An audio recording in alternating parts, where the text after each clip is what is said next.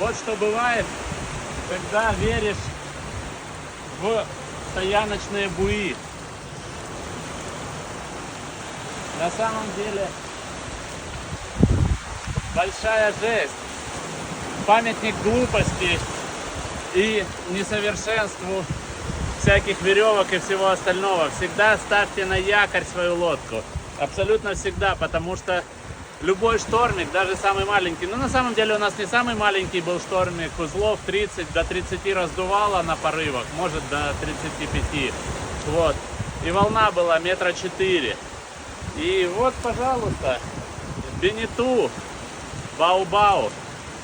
Ну, не меньше 50 футов, это точно, просто не меньше 50 футов. Очень жалко лодку, в очень хорошем состоянии лодка.